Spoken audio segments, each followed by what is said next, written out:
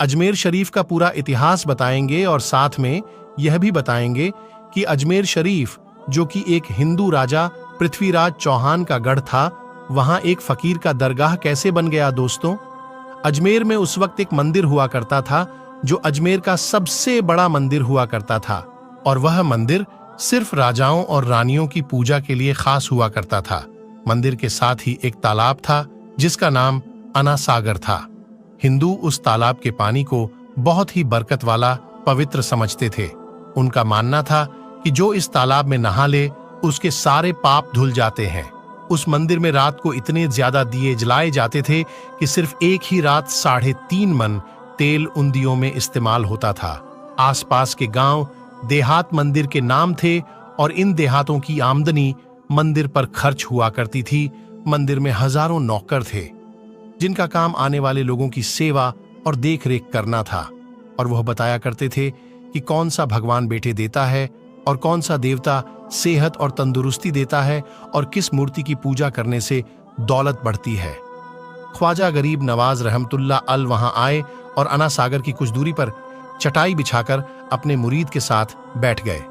असर का वक्त था, लिहाजा आप ख्वाजा साहब ने हजरत कुतुबुद्दीन रहमतुल्लाह अलैह से अजान देने को कहा। कुफर शिर्क से भरे अजमेर में अल्लाह के एक होने और हजरत मोहम्मद सल्लल्लाहु ताला अलैहि वसल्लम के रसूल होने का यह पहला ऐलान था। वहां रहने वाले लोग इस्लाम के बारे में कुछ भी नहीं जानते थे।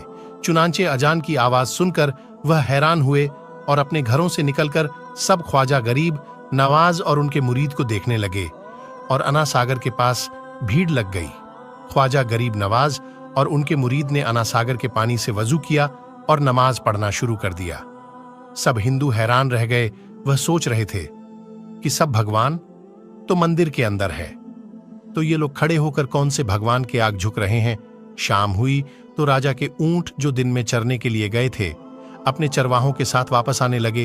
इत्तेफाक की बात थी कि जहां हजरत ख्वाजा गरीब नवाज बैठे थे वह जगह राजा के ऊंटों के बैठने की जगह थी। चरवाहों ने बाबा साहब से कहा कि ओ बाबा साहेब, यहां से उठिए क्योंकि यह जगह राजा के ऊंटों के बैठने की जगह है। ख्वाजा मोइनुद्दीन साहब ने फरमाया, इतना मैदान खाली पड़ा है, ऊंट तो कहीं भी बैठ जाएंगे, क्यों बेवजह हमें तंग करते हो। वह लोग नहीं माने और मुसल्ला उठाकर इधर उधर करने लगे और ख्वाजा साहब से बदतमीजी करने लगे, और उन लोगों ने आखिरकार बहुत बदतमीजी से कहा कि यह राजा के ऊंटों के बैठने की जगह है और इधर राजा के ऊंट ही बैठेंगे, तुम लोग कहीं और अपना मुसल्ला बिछा लो। आखिरकार आप ख्वाजा साहब ने उठते हुए हजरत कुतुबुद्दीन से फरमाया, उठो कुतुबुद्दीन, ये कह रहे हैं कि ये ऊंटों के बैठने की जगह है, तो चलो मैं कहता हूं अब यहां सिर्फ ऊंट ही बैठेंगे। यह कहकर आप ख्वाजा साहब अपने साथियों समेत वहां से उठ गए, और अगली सुबह जब ऊंटों को चराने के लिए ले जाने का वक्त आया और चरवाहों ने ऊंटों को उठाना चाहा तो उन्हें पता चला कि ऊंट उठ ही नहीं पा रहे हैं। उन्होंने ऊंटों को मार मार कर जबरदस्ती उठाना चाहा, लेकिन वह बैठे ही रहे।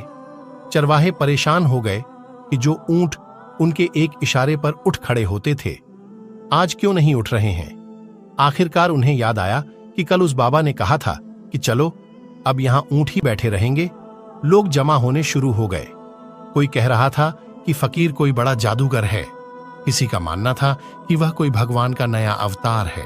बात राजा पृथ्वीराज चौहान तक जा पहुंची कि एक मुसाफिर फकीर ने राजा के ऊंटों पर जादू कर दिया है। राजा ने हजरत ख्वाजा मोइनुद्दीन चिश्ती को खबर भेजा कि तुम कैसे फकीर हो जो बेजुबानों को बांध रखा है, ये बेचारे भूख और प्यास से मर जाएंगे, इसलिए मेहरबानी करके अपना जादू वापस ले लो। ख्वाजा साहब ने फरमाया, हम मुसलमान हैं और मुसलमान बद्दुआ नहीं करते और ना जादू करते हैं। ऊंट जिसके हुक्म से बैठे थे उसी के हुक्म से खड़े हो जाएंगे। अब जो जाकर चरवाहों ने ऊंटों को उठाया तो पहली बार में खड़े हो गए। गैर मुस्लिमों की दिलचस्पी इन मुसाफिरों में बढ़ने लगी। अब 5 वक्त की अजान होती और नमाज अदा की जाती।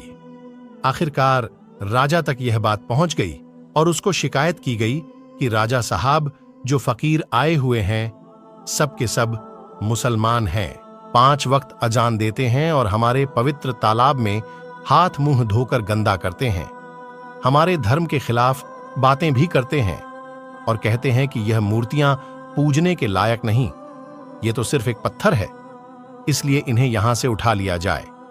राजा पृथ्वीराज चौहान ने फकीरों को खबर भिजवाया कि तुम लोग गोश्त खाते हो, हमारे धर्म के खिलाफ बोलते हो और तो और हमारे पवित्र तालाब को अपने हाथ मुंह धोकर गंद करते हो, जो हम कतई बर्दाश्त नहीं कर सकते, इसलिए तुम्हारे लिए अच्छा होगा कि तुम यहां से चले जाओ। ख्वाजा साहब ने फरमाया, और भी तो दुनिया आती है, सिर्फ हमारे ही पानी लेने से आखिर क्या फर्क पड़ जाएगा। राजा कहने लगा, वह सब हमारे धर्म और हमारे मजहब के लोग हैं और तुम दूसरे धर्म के हो। आइंदा तुम लोगों ने तालाब को नापाक किया तो हम तुम लोगों पर सख्त कार्रवाई करेंगे। ख्वाजा साहब ने हजरत कुतुबुद्दीन रहमतुल्लाह अलैह से फरमाया, कुतुबुद्दीन शायद यह लोग आइंदा हमारे पानी लेने पर कोई परेशानी खड़ी करेंगे, जाओ एक मश्क पानी ले आओ। हजरत ख्वाजा कुतुबुद्दीन बख्तियार काकी ने फरमाया, चलिए हम अपना प्याला भर लेते हैं। उन लोगों ने उनको प्याला भरने से मना कर दिया, लेकिन फिर बाद में जाकर वह लोग इस शर्त पर मान गए कि तुम्हारे जिस्म पानी से ना छुए तो हम यह प्याला तुमको भरने देंगे। मेरे दोस्तों, हजरत ख्वाजा कुतुबुद्दीन रहमतुल्लाह अलैह तालाब की पर जा बैठे और अपने प्याले को पानी में डुबो दिया। जब वह प्याला भर गया तो हजरत ख्वाजा कुतुबुद्दीन रहमतुल्लाह अलैह ने वह प्याला ऊपर खींच लिया।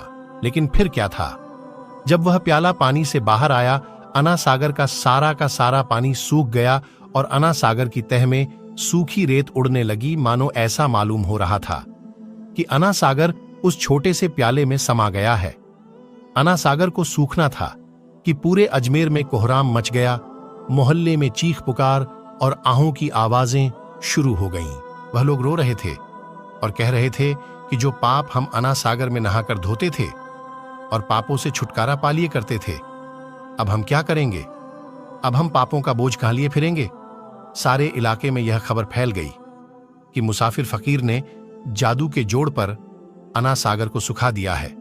दोस्तों, जानते हैं आगे क्या होता है? आगे हुआ ये कि राजा पृथ्वीराज चौहान अना सागर के सूख जाने की वजह से बहुत परेशान हुआ। उसने वजीरों को बुलाया, सबसे यही कहा कि फकीर या तो कोई जादूगर है या फिर वाकई कोई पहुंचा हुआ फकीर है। साथ ही उनकी परेशानी बढ़ गई कि अजमेर की रौनक तो थी अना सागर के दम से। इसकी वजह से लोग दूर दूर से अजमेर आते थे और अपना ईमान ताजा करके लौट जाया करते थे। अना सागर के सूख जाने से हिंदू धर्म को सख्त धक्का लगेगा और यह बड़ी शर्मनाक बात थी। आखिरकार यह कहा गया कि फकीर से बात की जाए कि आखिर वह फकीर चाहता क्या है। अगर वह कोई ऐसी बात चाहता है जो हमें पसंद आए तो फिर हम उसकी बात मान लेते हैं और उससे माफी मांग लेते हैं। चुनांचे सब मर्द, औरतें और बच्चे जाकर फकीर की मन्नत करने लगे कि लोगों को इस परेशानी से छुटकारा दिला के मेहरबानी कीजिए, हम सबसे जो गलती हुई है उसे माफ कर दो। हम अपने पापों का बोझ लेकर कहां जाएंगे और कैसे सुकून पाएंगे, क्योंकि हम लोग उसी तालाब में अपने पापों का बोझ धो लिया करते थे। यह तरीका ज्यादा आसान था, लिहाजा तमाम लोग बाबा साहब रहमतुल्लाह अलैह के पास आए और बोले, बाबा तुम भी वजू कर लिया करना, लेकिन भगवान के वास्ते हमारा अना सागर हमें लौटा दो। हजरत ख्वाजा गरीब नवाज रहमतुल्लाह अलैह ने हजरत कुतुबुद्दीन बख्तियार काकी से फरमाया कि जाओ उसी प्याले को वापस तालाब में डाल आओ। जैसे ही वह प्याला तालाब में डाला गया, अना सागर के नीचे सारा पानी उछल कर अना सागर में आ गया। इस पानी ने कई दिलों को धो डाला। हिंदू कौम के इतिहास की किताबों में भी हिंदू इतिहास के लिखने वाले इस बात को मानते हैं कि उस शाम 32,000 गैर मुस्लिम कलमा पढ़कर मुसलमान हो गए। उन गैर मुस्लिमों के मुसलमान हो जाने से हिंदू पंडितों और आम हिंदुओं पर भी गुस्से का तूफान खड़ा हो गया और वह सोच में पड़ गए कि फकीर अगर कुछ दिन और रहा तो देवी देवताओं का नाम लेने वाला कोई नहीं रहेगा। लिहाजा लोगों ने राजा को मजबूर किया कि जल्द से जल्द कुछ किया जाए। राजा ने मंदिर के बड़े पंडित रामदेव को बुलाया और उसे बाबा साहब से मुकाबला रखकर जल्द से जल्द उन्हें हराने और अजमेर से बाहर निकाल देने का हुक्म दे दिया। रामदेव अपने वक्त का माना हुआ पंडित था, जिसके इल्म की काबिलियत की दूर दूर तक धूम मची हुई थी। दरअसल पंडित शैतानी और जादुई ताकतों का मालिक था। उसने राजा पृथ्वी को यह यकीन दिलाया कि जल्द ही राजा कोई अच्छी खबर सुनेगा। रामदेव बाबा ख्वाजा साहब रहमतुल्लाह अलैह के पास आया और उल्टे सीधे सवालात करना शुरू कर दिया। हजरत ख्वाजा गरीब नवाज ने फरमाया, खामोशी जरूरी है, इसलिए हजरत ख्वाजा रहमतुल्लाह अलैह खामोश रहे। जब रामदेव ने हद से बढ़कर शोर मचाना शुरू कर दिया तो हजरत ख्वाजा गरीब नवाज ने उसकी तरफ आंख उठाई और मुस्कुराकर फरमाया, रामदेव, तू शोर मचा रहा है और मैं तेरे माथे पर ईमान का नूर चमकता हुआ देख रहा हूं। बस इतना कहना था, न जाने क्या करिश्मा हुआ। देखते ही देखते बाबा रामदेव कदमों पर गिरा और रोते हुए बोला, बाबा साहब, जिस धर्म के आप हो उस धर्म में मुझे भी शामिल कर लो। सब लोग जो मुकाबला देखने आए थे सब हैरान हुए और बाबा रामदेव जो बाबा को हराने आया था खुद ही मुसलमान हो गया। इतिहास की किताबें भरी पड़ी हैं कि हजरत ख्वाजा गरीब नवाज वह इकलौते बुजुर्ग हैं जिन्होंने 90 लाख गैर मुस्लिमों को मुसलमान किया। सदियां बीत गईं, लेकिन आज भी ख्वाजा गरीब नवाज का डंका वैसे ही बज रहा है। सुभान अल्लाह। दोस्तों, वीडियो अच्छी लगी तो लाइक और सब्सक्राइब कर दीजिए और अपना बहुत ख्याल रखिएगा। अल्लाह हाफिज।